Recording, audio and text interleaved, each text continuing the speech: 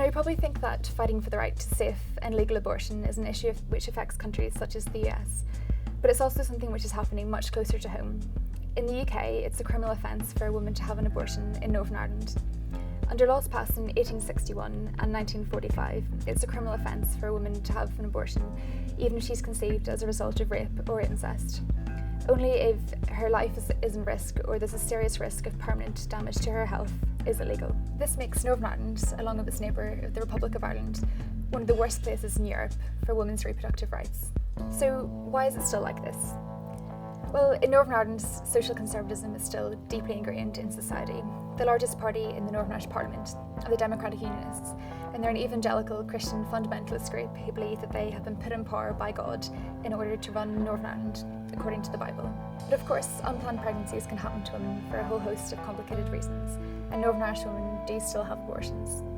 Instead, they face either having to perform a DIY abortion on themselves at home by buying pills online, which can be dangerous and unlawful, or else travelling to the rest of the UK for the procedure. However, English courts recently ruled that the NHS England and Wales doesn't have to offer free abortions to Northern Irish women there.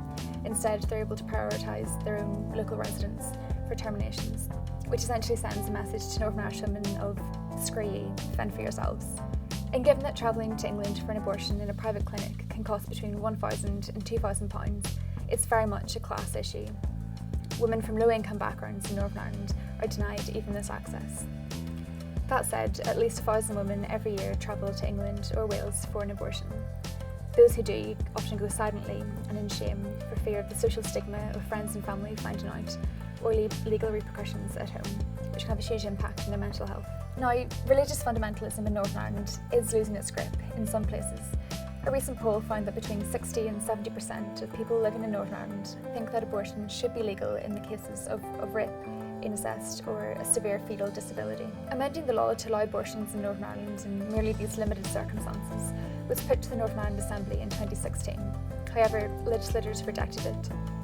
This was despite the fact that just 3 months previously, the Belfast High Court had ruled that Northern Ireland's abortion ban is a breach of international human rights law. The law isn't just abstract either. In April of last year, a young woman in Belfast was convicted of the crime of committing an abortion.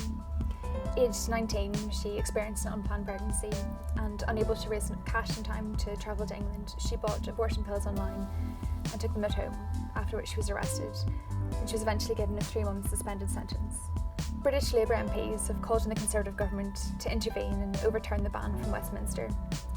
But the Conservative government says this is a matter for Northern Ireland and Northern Irish politicians to sort out themselves. So for now, Northern Ireland's abortion ban shows no sign of changing.